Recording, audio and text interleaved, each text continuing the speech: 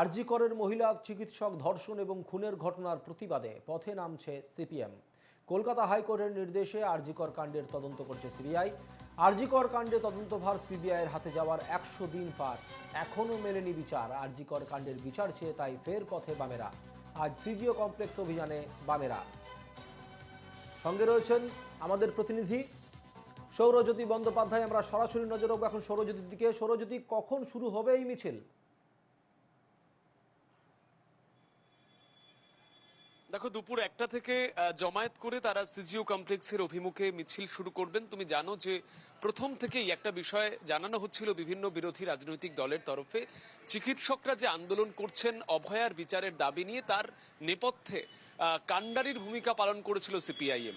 যদিও এই বিষয়টিকে তারা নস্যাৎ করেছিলেন এবং আমরা দেখেছিলাম যে প্রথম থেকেই লালবাজার অভিযান, পরবর্তী ক্ষেত্রে মধ্য কলকাতা থেকে শ্যামবাজার পর্যন্ত মিছিল, এবং এই অভয়ার বিচারের দাবিতে যখন বিরোধী দল বিজেপি তারাও আন্দোলন করছিলেন, ধর্ণা অবস্থান করেছিলেন, সেই সময় কিন্তু শ্যামবাজারে ছাত্র, যুব এবং মহিলা সংগঠনের ডাকেই ধর্ণা চলেছিল এবং অনির্দিষ্টকালীন সেই ধর্ণার পর আজ আবার নতুন করে তারা পথে নেমেছেন এবং পুরো দমে যখন সিপিআইএম এর রাজ্য সম্মেলন শুরু হয়েছে, সম্মেলন পর্ব শুরু হয়েছে, সেই আবহেই কিন্তু সিপিআইএম এর তরফ থেকে আজকে মিছিল হবে।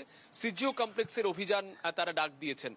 তুমি জানো যে প্রথম থেকেই সিপিআইএম এর তরফ থেকে যে অভিযোগগুলি করা হচ্ছিল, কার্যত নির্বাক হয়ে রয়েছে কেন্দ্রীয় তদন্তকারী সংস্থা। এই বিষয় নিয়ে কলকাতা পুলিশের প্রতি তাদের উষ্মা তো ছিল, এই তদন্ত প্রক্রিয়া নিয়ে তারা প্রশ্ন তুলেছিলেন ঠিকই, কিন্তু যেভাবে দিন অতিবাহিত হয়ে গিয়েছে, তুমি যেমনটা জানালে যে প্রায় 100 দিন অতিবাহিত হয়ে গিয়েছে, কিন্তু তারপরও এখনো কিন্তু তদন্তে নতুন কারোর নাম জড়ায়নি। অর্থাৎ সঞ্জয় রায়, সিভিক ভলেন্টিয়ার, যাকে এই মুহূর্তে হেফাজতে নিয়ে পরবর্তী ক্ষেত্রে তাকে গ্রেপ্তার করা হয় এবং প্রত্যেক দিনই এই বিচার পর্বে তিনি একের পর এক স্বগতোক্তি করছেন, যেগুলি যথেষ্ট বিস্ফোরক।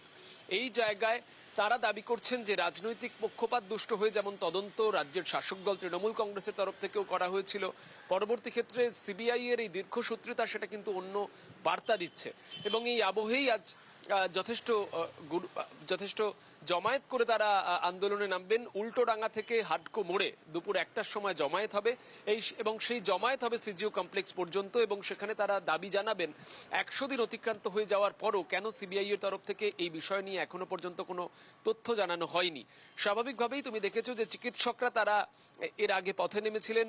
প্রায় 1 মাস আগে তাদের এই সিজিও কমপ্লেক্স অভিযান হয়েছিল, যেখানে তারা সরাসরি সিজিও কমপ্লেক্সে গিয়ে বিক্ষোভও দেখিয়েছিলেন এবং তারপরে এই সংগঠন পর্ব, সম্মেলন পর্ব চলাকালীন সময় সিপিআইএম এর তরফেও কিন্তু নতুন করে আন্দোলন। স্বাভাবিকভাবেই বামেরা অভয়াকে কেন্দ্র করে যে আন্দোলন তৈরি হয়েছিল, নাগরিক আন্দোলন তৈরি হয়েছিল এবং তার সঙ্গে বামেদের নেপথ্য যোগ পেয়েছিলেন বিরোধীরা। অনেকেই রাজ্যের শাসক দলের যারা মুখপাত্র তারাও কিন্তু আক্রমণ করেছিলেন। সেই জায়গায় আজ আবার পূর্ণ শক্তি নিয়ে সিপিআইএমকে দেখা যাবে ময়দানে এবং তারা কিন্তু এই অভয়াকে নিয়ে আন্দোলন এবং সেই আন্দোলনের তীব্রতা বাড়িয়ে এরপর সিজিও কমপ্লেক্সের ডাক দিলেন।